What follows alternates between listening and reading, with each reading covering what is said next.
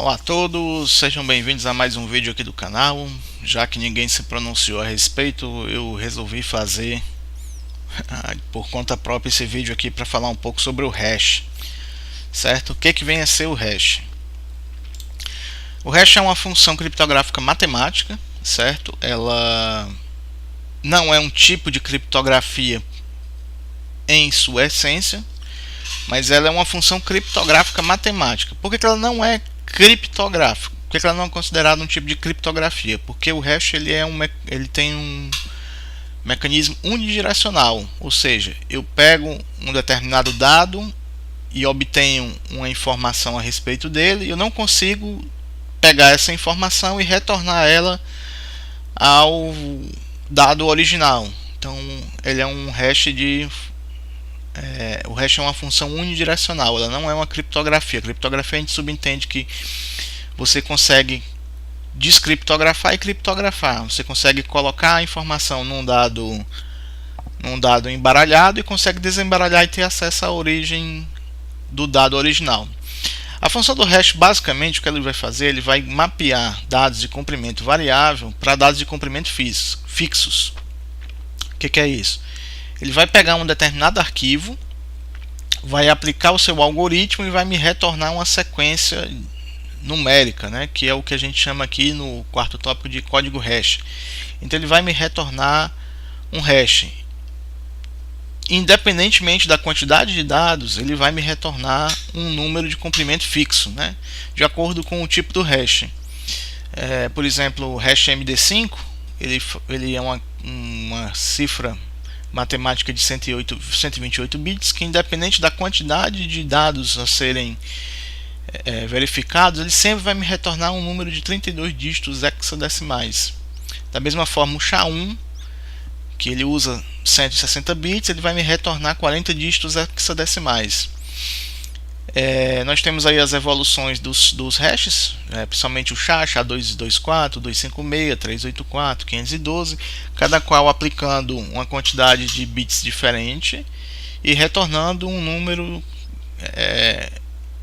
de dígitos hexadecimais de tamanho fixo. O hash ele é utilizado em quê? Ele é usado principalmente para assegurar a integridade das informações, certo?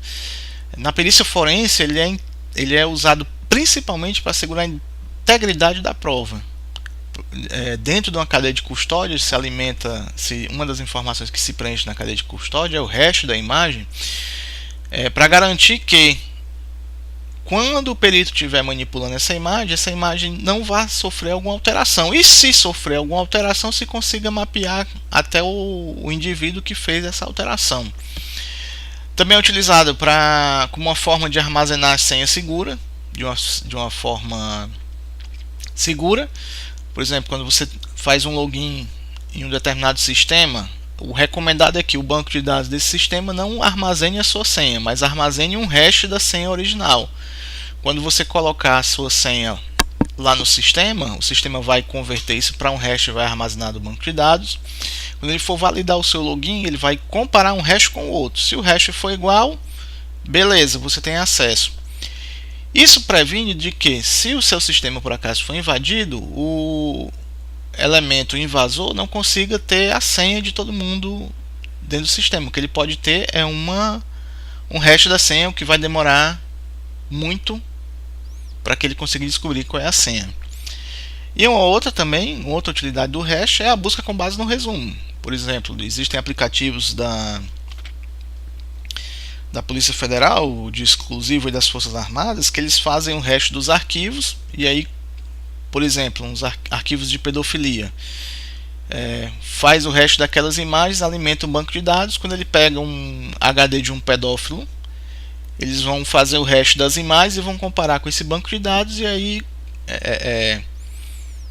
tem um match de que aqueles arquivos são ou não pedofilia. É uma forma da pessoa fazer uma averiguação sem ver, né? Porque eu costumo dizer que o que a gente fala, a gente esquece. O que a gente ouve, a gente esquece. Mas o que a gente vê, a gente dificilmente desvê. Uma imagem de pedofilia, por exemplo, para mim seria muito chocante. Então, num caso que eu pudesse atuar a respeito disso, a busca com base no hash seria de suma importância.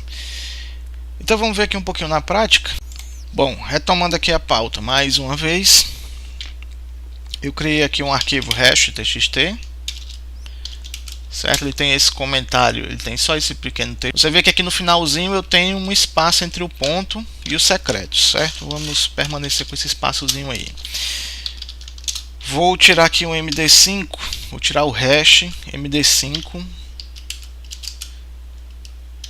desse arquivo. O hash MD5 dele é esse que inicia com A9, termina com 62, certo?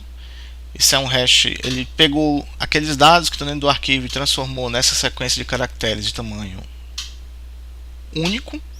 Os dados que estão lá dentro do arquivo podem ser de tamanhos variados, mas aí ele transforma numa sequência de caracteres de tamanho único. Vou lá no arquivo e vou simplesmente apagar esse espaço aqui que eu tinha dado, certo? Eu fiz uma alteração no arquivo, vocês concordam que houve uma alteração no arquivo, né? Acredito eu que sim. E aí eu vou tirar o hash, ou seja, a sequência numérica alterou-se drasticamente com apenas uma, digamos assim, micro alteração que eu fiz no arquivo. Então dessa forma o hash consegue garantir a integridade. Ou seja, se eu tenho um determinado arquivo, isso falando dentro do contexto da perícia forense, se eu tenho um determinado arquivo e o hash desse arquivo está diferente do hash original, quer dizer o quê? Que o arquivo sofreu alguma manipulação, alguma alteração. Isso é factível de anulação de prova dentro de um processo, por exemplo. Beleza? Qualquer dúvida deixa aí no canal que quando eu tiver tempo eu respondo, e dê aí uma sugestão para os próximos vídeos. Eu ando meio sem criatividade esses dias. Valeu galera, até mais.